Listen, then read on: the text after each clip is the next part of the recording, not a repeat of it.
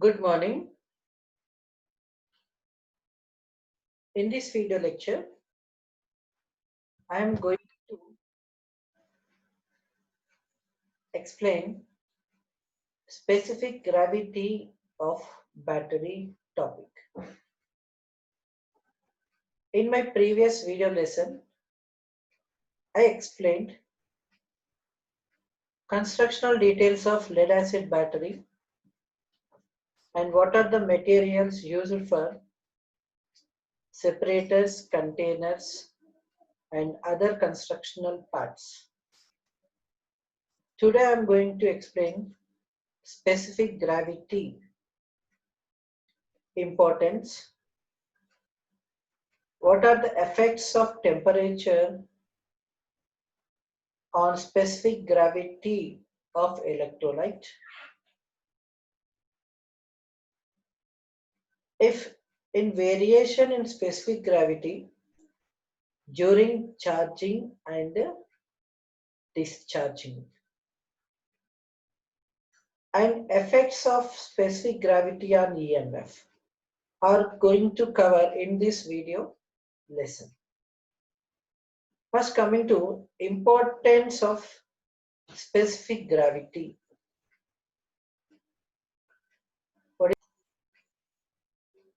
One of the key parameters of battery operation is the specific gravity of the electrolyte. Specific gravity is the ratio of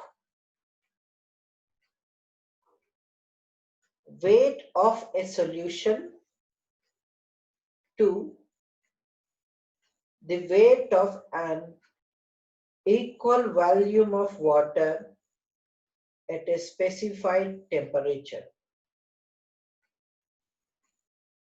Specific gravity is used as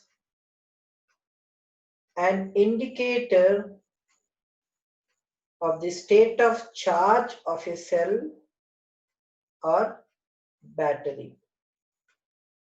However, specific gravity measurements cannot determine a battery's capacity. During discharge, the specific gravity decreases linearly with the ampere hour discharge as indicated. Therefore,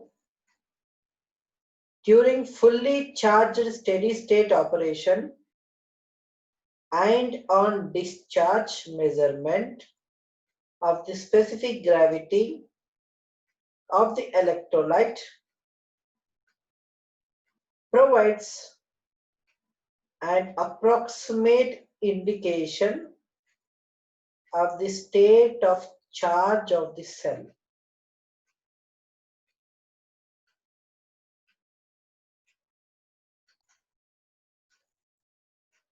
The specific gravity decreases during the discharging of battery to a value near that of pure water, and it is increases during a recharge. The battery is considered fully charged when specific gravity reaches its highest possible value. The state of discharge of a lead acid cell is generally checked by measuring specific gravity of electrolyte. Specific gravity is the ratio comparing the weight of a substance with a weight of water.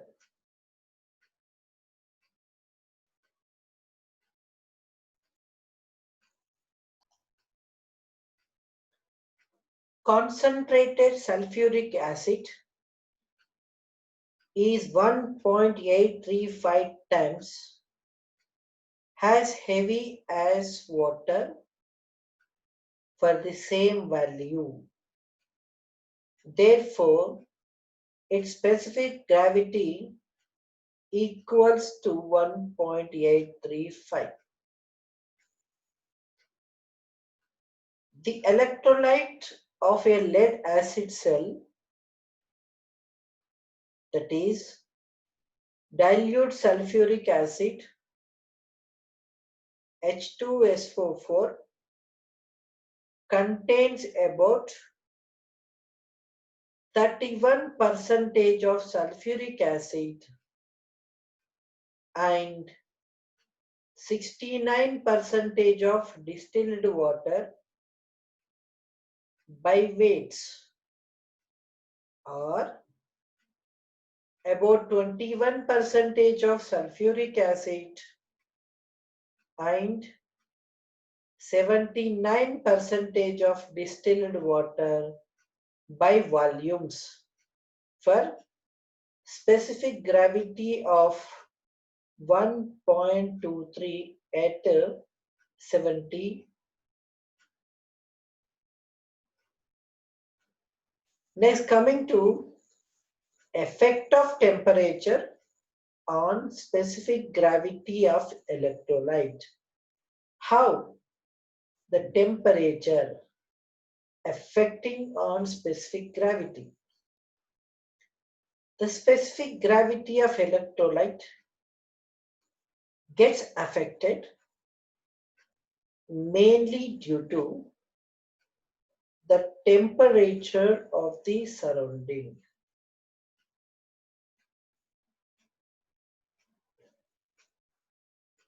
The specific gravity increases with increase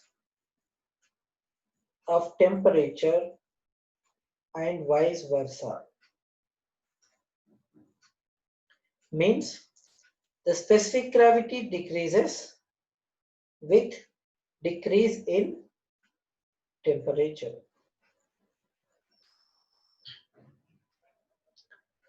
The batteries which are used in different climates require different amount of acid for their electrolyte. Specific gravity vary with temperature and the quantity of electrolyte in a cell.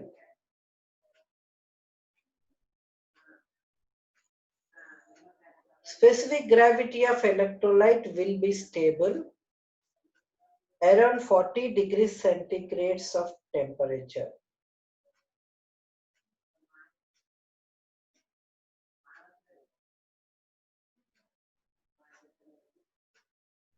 The volume of electrolyte expands as temperature rises and contracts as temperature drops, therefore affecting the density or specific gravity reading.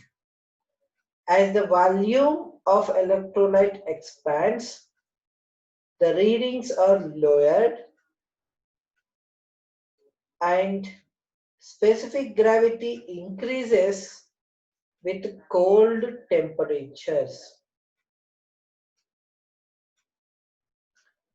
The specific gravity for a given battery is determined by the application it will be used in, taking into account operating temperature and battery life.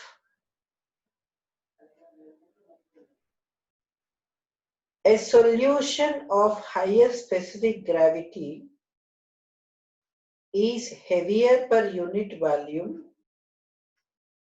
than one of lower specific gravity. Therefore, the more concentrated electrolyte created during charging sinks to the bottom of the battery jar creating a gradient in specific gravity. The gassing that occurs on overcharge serves as a mixer and makes the specific gravity uniform throughout the cell. To avoid erroneous readings, specific gravity measurements should only be taken after an equalizing charge and subsequent flow charge for at least 72 hours. Specific gravity of the electrolyte will be stable around 40 degrees centigrade temperature. At high temperature, the acid attacks the antimony lead, alloy grid terminal post, and wooden separators. Now I am going to explain variations in specific gravity during charging and discharging. The specific gravity of electrolyte increases to 1.23 during charging process due to consumption of water, and the specific gravity of electrolyte decreases to 1.18 during discharging process due to formation of water.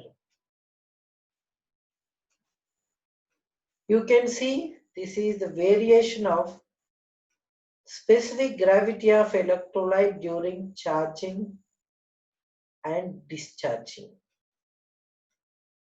During discharge, the specific gravity initially at 1.16 increases to above 1.16, and during discharge means it is fully charged at this point.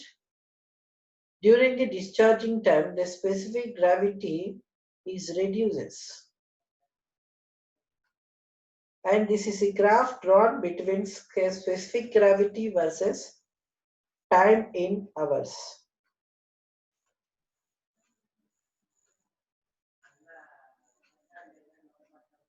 The specific gravity of the electrolyte increases during charging up to the point B, after which gassing in electrolyte starts and charging stops. After point B, specific gravity slightly falls down due to this presence of gas bubbles in the electrolyte. After some time, when the gas bubbles escape out of the battery, it will again rise to point C. During discharge of battery, water is formed in the battery due to its use. After a lapse of time, the specific gravity of electrolyte falls down. The specific gravity of electrolyte in a battery is also not allowed to fall below 1.1 because below this EMF falls down quickly.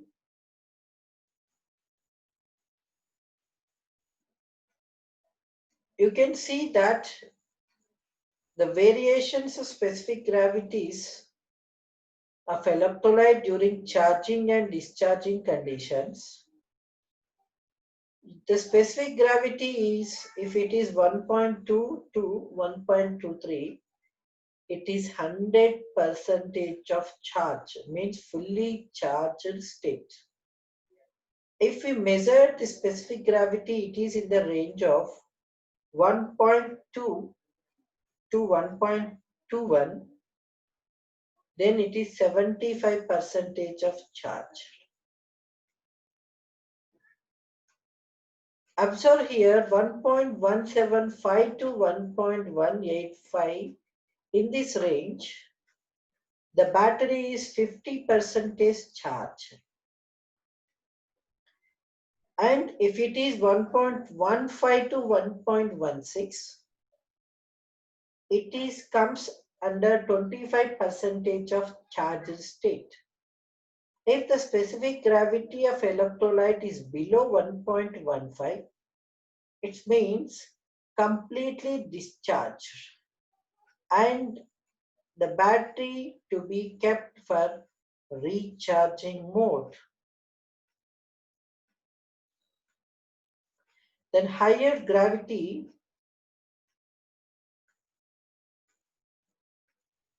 means higher specific gravity, more capacity, shorter life, less space required.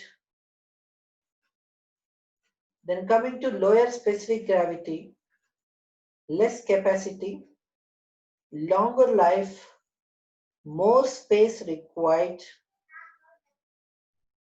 like this. Next, hydrometer. Hydrometer is used to measure the specific gravity of electrolyte. You can see the figure of hydrometer shown in the slide.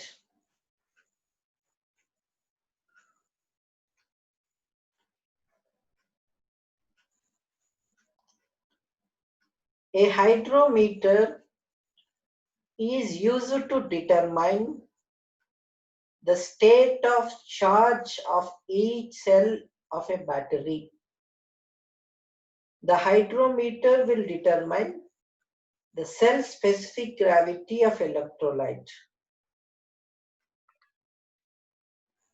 Hydrometer is a bulb or teardrop syringe which will extract electrolyte from the cell. A float in the hydrometer is calibrated to read in terms of specific gravity.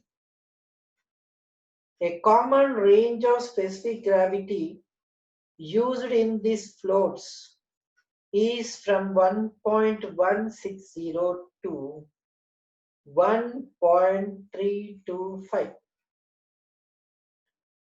A common specific gravity readings from the range 1.250 to 1.280 in most climates for a fully charged battery. With a reading of 1.210 to 1.230 in tropical climates. A tropical climate is considered one in which water never freezes. In extremely cold climates, most batteries use a stronger electrolyte solution. A higher specific gravity reading can, in most cases, decrease the service life of the battery. Reading occur in which the float does not float, you can assume that the cell is bad or that the battery has been fully discharged at the time of reading.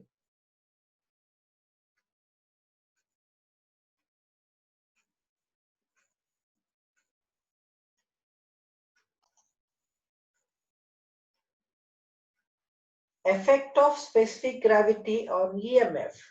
How this specific gravity is affecting on EMF. The specific gravity of the electrolyte in a battery controls the EMF of the battery. How we will see. During charging process, the specific gravity increases and hence the EMF of battery also increases. During the discharging of the battery, the electrolyte gets diluted due to the formation of water, and EMF of the cell also falls down. The specific gravity decides the condition of the battery, whether it requires recharging or not. Can be found by taking a sample of electrolyte and testing its specific gravity by using hydrometer. Till now, I discussed about what is the importance of specific gravity. What are the effects of temperature on specific gravity of electrolyte and variation in specific gravity during charging and discharging. And finally, how the specific gravity affecting on EMF.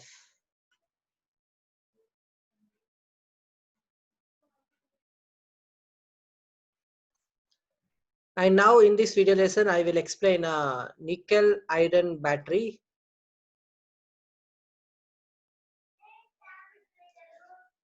The main objective of this session is to know about constructional details of nickel iron cell.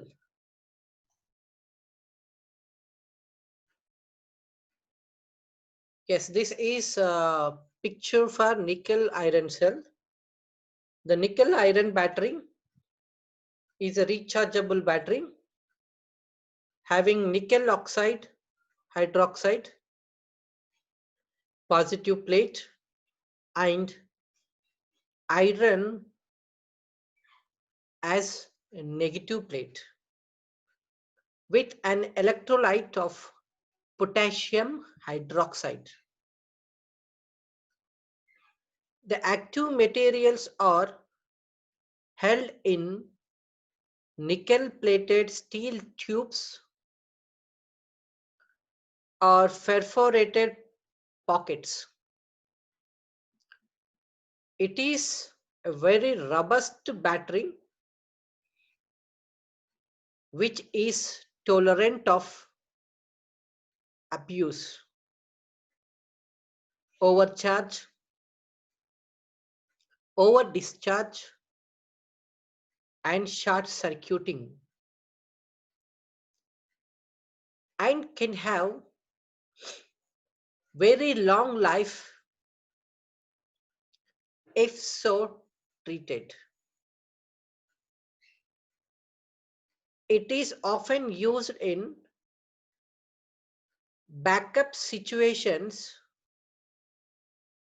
where it can be continuously charged and can last for more than 20 years. Due to its low specific energy, poor charge retention, and high cost of manufacture,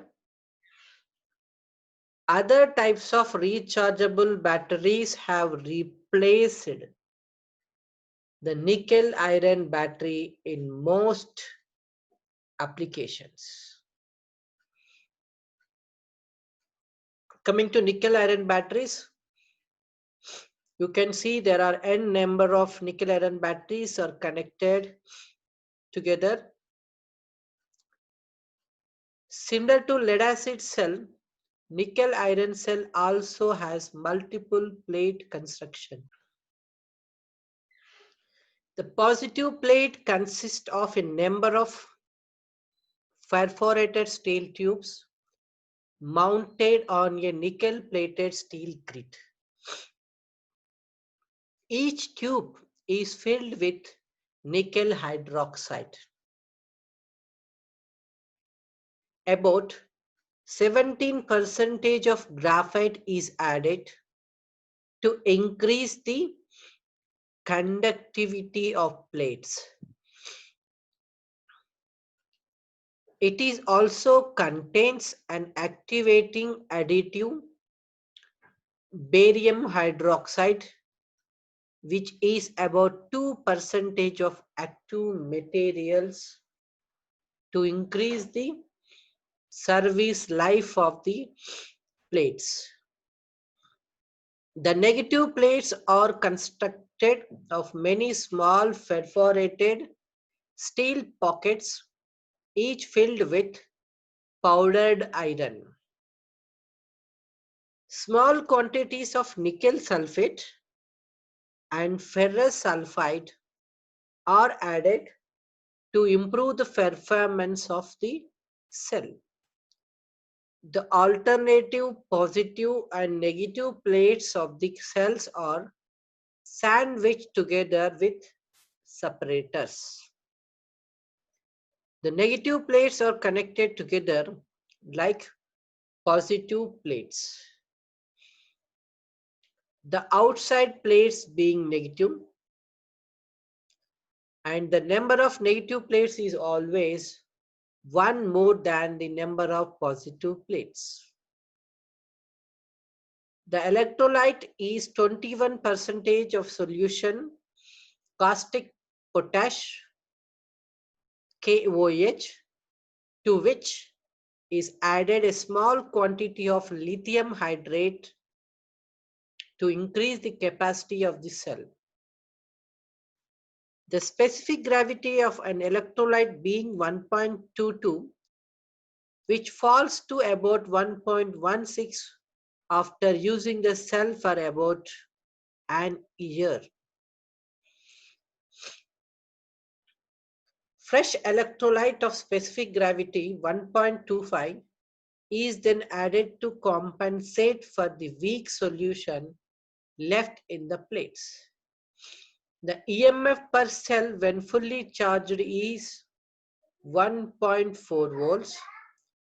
After the assembly of nickel iron cell is subjected to 4 complete cycles of charging and discharging, unlike many cycles of charging and discharging in case of lead acid cell. The nickel iron cell embraces the following additional arrangements for better performance. The plates are thinner than that of lead acid cell. For this reason, nickel iron occupies less volume than the equivalent lead acid cell. The assembled plates are housed in a nickel-plated steel container. To decrease the internal resistance of the cell, nickel oxide is intimately mixed with flakes of pure nickel and iron with mercuric oxide. Next, coming to the reaction in nickel iron cell. Before coming to the reaction, chemical reaction, the active materials of battery plates is contained in number of filled tubes or pockets, securely mounted in supporting and conducting frame or grid.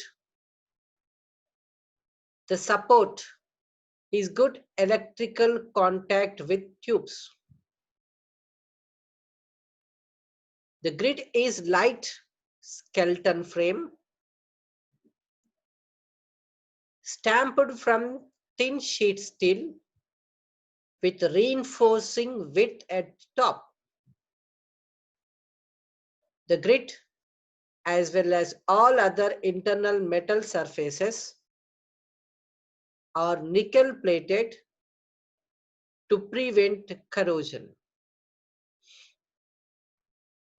The elements must remain covered with electrolyte.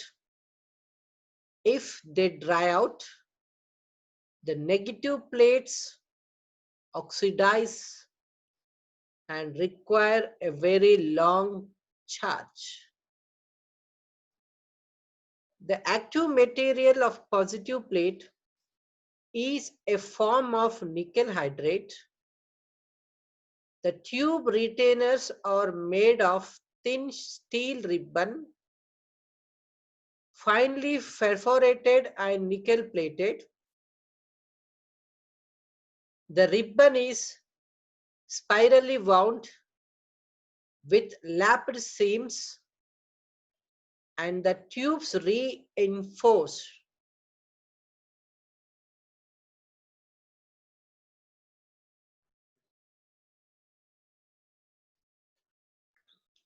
The electrolyte does not enter into chemical combination to perform the function of the cell, acting as a conveyor. Its specific gravity is unaffected during charge and discharge, other than though evaporation and changes in temperature. Considerable variation in specific gravity is permissible, having influence only on battery efficiency. Nickel iron batteries do not have the lead or cadmium of the lead acid and nickel cadmium batteries, which require treatment as hazardous materials. Next, coming to the chemical reaction in nickel iron cell. During discharge, the electrolyte, which is nothing but KOH in nickel iron cell, split up into positive potassium ions and negative OH ions. The K ions go to anode and reduce the electrolyte, reduce the NiOH4 to NiOH2, and the OH ion travels towards cathode and oxidize iron. During charging, just opposite reaction takes place. You can see this is discharging of iron plus oxides 2OH into FeOH2. Now this FeOH2 is reacted with this 2K plus Fe2 and becomes Fe4 plus iron plus 2KOH. And this is NiOH4 is added with 2K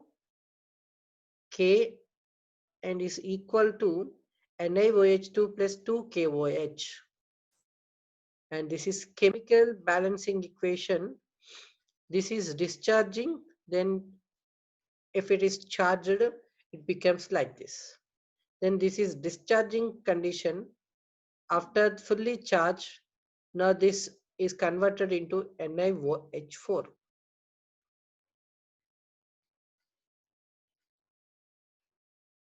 This equation can be written in single reversible equation of iron nickel iron cell.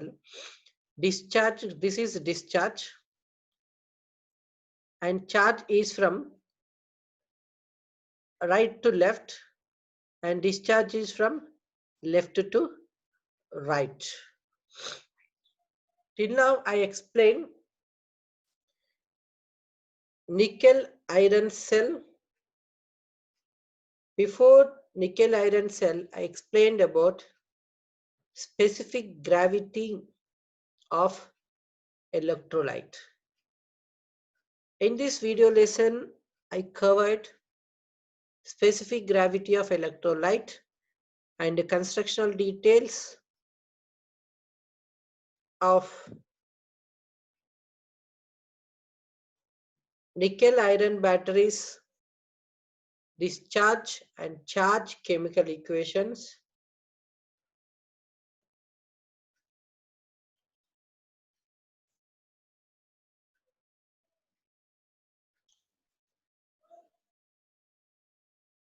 battery converts chemical energy into electrical energy by a chemical reaction.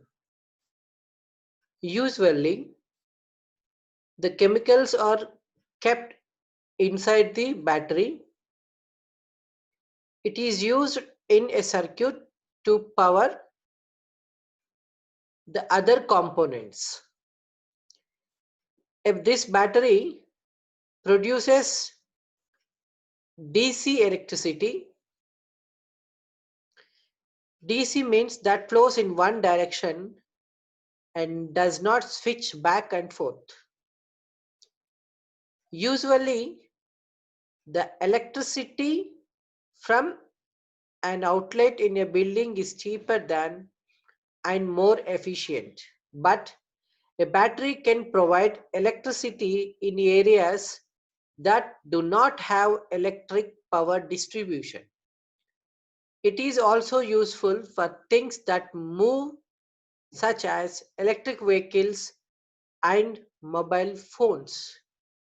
Batteries may be primary or secondary. The primary is thrown away when it can no longer provide electricity. The secondary can be recharged and reused. A battery can be one cell or many cells. Each cell has anode, cathode, and electrolyte.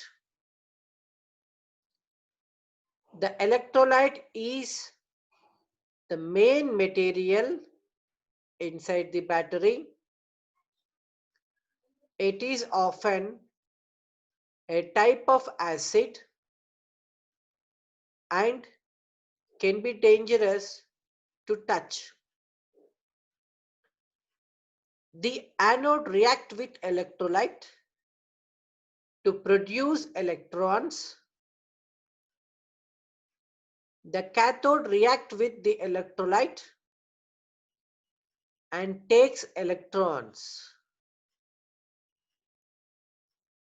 An electric current happens when a wire connects the anode to cathode and the electrons move from one end to other. But a battery can be damaged by just a wire connecting these two ends. So a load is also needed between the two ends. The load is something that slows the electrons down and usually does something useful like light bulb in a flashlight or the electronics in a calculator. The electrolyte can be liquid or solid. Based on this, a battery is called a wet cell or dry cell battery, depending on the type of electrolyte. The chemical reactions that occurs in a battery are exothermic reactions. This type of reaction makes heat For example, if you leave your laptop on for a long time and then touch the battery, it will be warm or hot.